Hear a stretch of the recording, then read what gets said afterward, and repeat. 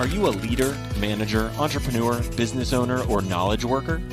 Are you leading people or wondering how to be a better leader in your own life and work? If you are, then you can be experimenting better. Welcome to The Experimental Leader, a podcast that takes a look at the ways leaders are experimenting in their own work. Hosted by Melanie Parish, we dive into real-life conversations about how people might be using a scientist's mindset and experimenting in their work. Shift your leadership into something that works better. Join us on The Experimental Leader today. Hello, it's so nice to be here with you today. I'm Melanie Parish. I'm your host for the Experimental Leader podcast. And I've been working in my business lately, sort of, if I think about the metaphor of rolling up my sleeves and, sort of getting into it. We've been working on doing something new in marketing. And I notice for myself as a leader, how hard it is to do data collection. It's like, how do we know if something's working or not? And then we worry that something might not be working. So then we start to want to try a whole bunch of other things, which only muddies our data. And so how do we stay steady? And when is it time to start to try to improve our outcome rather than just collecting good, clean data? Like if we let our things run out, then we can actually get kind of clean data. So it's just really interesting to think about all of that. And it just reminds me how important it is to have short time frame experiments. When we actually, what I notice as I'm talking about this is our experiment got a little too complicated. We had too many variables, we had too many things going on, and it made the data collection difficult. So just a little reminder that if you're trying an experiment, marketing or otherwise, make it tiny, try to prototype, try to do it in a day if you can and collect data, or a week at the most. Anything bigger than that starts to get too complex, and it starts to be really hard to let your experiment fail. And when I say fail, I mean to collect the data to the point that you do a safe to fail experiment. So you try something long enough to go, whoop, that didn't work. So then you can take that off the table in the future. Because if you start to muddy your data, then you don't know what worked and what didn't. If you save your experiment by adding in a bunch of other things, then you haven't actually done a clean experiment. Super interesting. And my brain's sort of spinning about the whole thing as I do it. So if you can keep your costs low, then you can do multiple experiments over time, and you can try to do sort of single channel, short experiments, a day, a week. Try to stay away from anything longer than a week, because it just gets too expensive to fail, expensive in time or people or whatever it is. So think small. And if you can't do it in that, probably you're trying to do too much to learn, and it's not safe to fail. Well, I am super excited about our guest today. I am very excited to have Lori Michele Leavitt as my guest.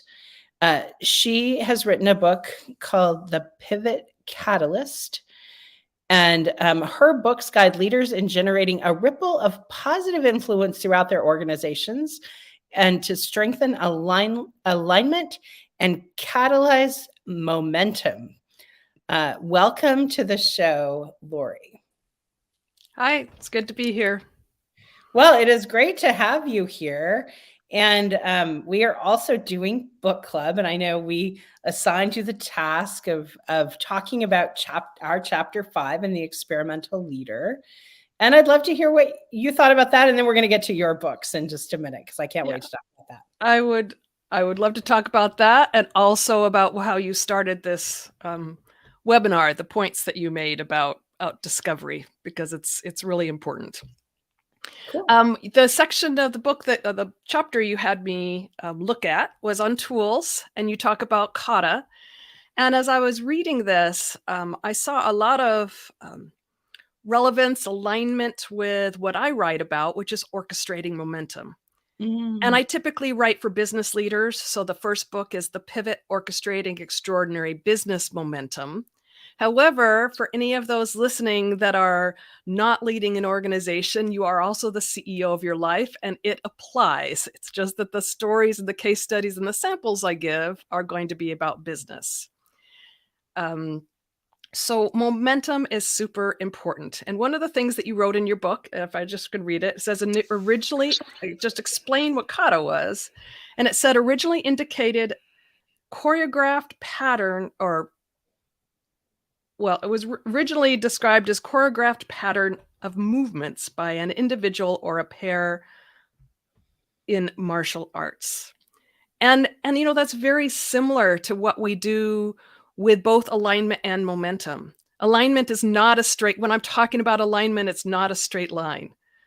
When I talk about orchestration, it's not a command, here I am, here's A and go to B. It's a direction, and what you're wanting to do as a leader is to create a pull so that others are inspired. So there are a lot of things that you as a leader need to do within that orchestration. Communication, which is where I wrote my second book, Pivot to Clarity, and checking the context, and so many things that you need to do to keep things aligned and in momentum, which really seems to fit really well with kata. I also liked the point about daily practice, because you don't keep momentum unless you have some things that you do and you check in on every day, a rhythm of sorts. That's amazing. And we do actually have a kata card that we give people that has 5 questions on it that you can go through. And I might just read a little bit from the book. The experiment kata, pronounced kata, is an essential tool for teaching your team members how to experiment and for engaging them in experimentation over the long term in a systematic way. By now, you should be conducting your own experiments. If we were coaching, I would be curious about what you've learned so far and how experimenting is shifting your thinking. You may be starting to see how experimenting can inform and shape your leadership, and you may be taking on more of a coaching role with the people you are leading. You simply cannot have enough effect on your own, so engaging your team with experimenting is the way that you expand your reach and inspire them to improve everything around them. The next step is asking them to start experimenting too, which will feel new and clunky to them at first. If you send an email to melanie@experimentalleader.com, I will happily send you a printable kata card so that you can start to use these questions in your work as well. Lori, thank you so much for talking about my book. I want to dive into what you're working on in your life and your work right now. How are you experimenting in your life and work right now? Yes. So, and the topic of this I saw in your design was something that I really care about and I am experimenting with, which is how do we help managers lead better? So I'm just launching a software called Align Momentum. It's a little bit different. It's not about the 6 alignment key indicators per se, but it is a critical part of alignment and momentum in an organization, which is something I feel is missing. We are asking managers, that means at every level, the person at the top is managing, anybody who is influencing others in their career and the work that they do is in these terms managing and needs to also be leading. We are asking managers to lead better, and yet we're only giving them tools to manage work better. You don't manage people. You manage work, and you lead people. So we're missing the parts about getting the meaningful, the discovery-led feedback of what is it really like to work there? Are people working together? Feedback from them, not just in a one-on-one where it's all wrought with the fear of what you're going to say and you're the boss and all of that. A de-identified true assessment, caring about what is the culture like, and are we growing? Are we aligned? Are we gaining momentum? And so I tweaked performance management because I'm a performance management expert. Strategy, measurement, all of those things that I know we do really well. And yet what is missing is that leadership. So I tweaked performance management to shift it to performance momentum. What would you need in these roles that are influencing others to truly keep momentum and alignment going in the organization? So the tweak is, for example, in strategy, rather than just having people sitting in a room and saying what strategy is and telling people what it is, but then it kind of stops there. And then it goes right into projects, initiatives, managing work. But instead include them in the, all right, here's where we're going. Here's how we think we would measure progress, which fits into the 5 questions from your book. This is how we think we would measure progress. Now you tell us how you fit and what would make most sense for your team to measure progress toward these. And, to stay away from that really detailed measurement at this point, so that people are always thinking of what's next and not just what they did yesterday or whatever hammer is going to be on their head if they don't do exactly what's on this list to do. What do you think are some of the things that keep people from having momentum? What gets in their way? Fear is a big one. On my site, the landing page for the second book, Pivot to Clarity, I give away chapter 7, which is on hope and fear, because I think it's so important for us to understand for ourselves and for us to understand in others. Because when we give, let's say we're expressing our vision, or maybe it's even just a vision for an initiative, whatever, we're expressing it and there's some hope involved. We're trying to express it in a way to inspire. Hope opens the door. But then what? I mean, when you're communicating, everyone has all these fears that are blocking your message. The way you intend it to be heard blocks it from how it's heard. So you need to understand that when you're communicating. You need to communicate more often. You need to communicate in different ways. You need to communicate in 2 ways.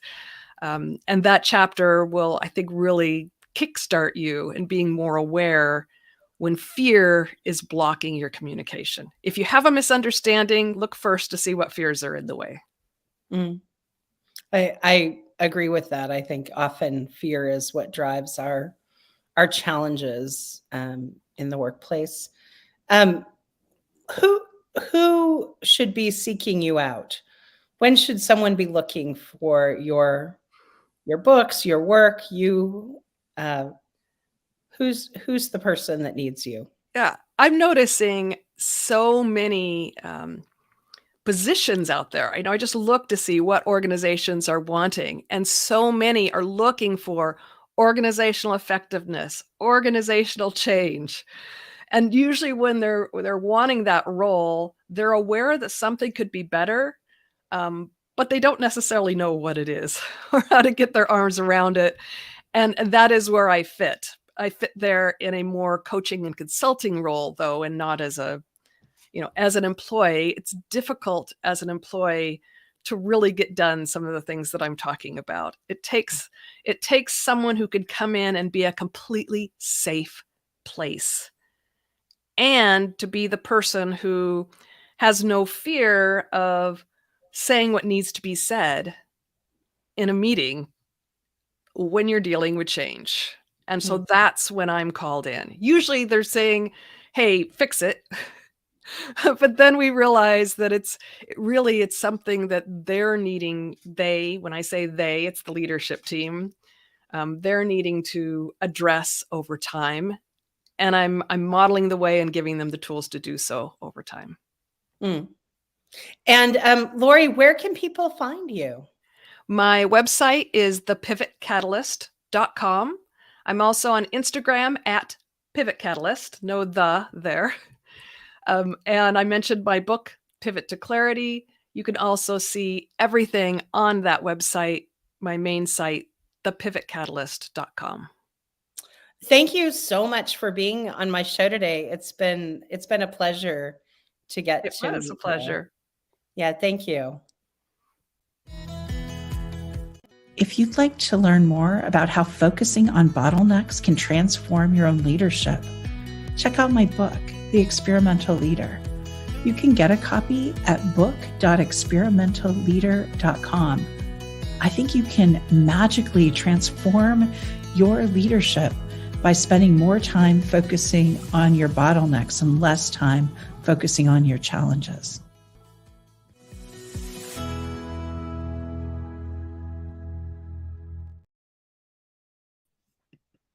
It was great to be here today with Lori Michele Leavitt and to talk about leadership. It was really fun to talk about how managers can lead better. I am left thinking about we manage work and we lead people. I think that's such a powerful statement. I also think it's really important for us to continue to think about what we measure in the work that we do, how we plan the work that we do, and how we collect data to see what results we're having as we do that work. I hope that you have an amazing week. Go experiment. Thank you for joining us on another episode of The Experimental Leader. We hope you have found value in today's episode because we're dedicated to helping you become the experimental leader you want to be. To access the show notes or learn more about working with Melanie, visit melanieparish.com. Go experiment.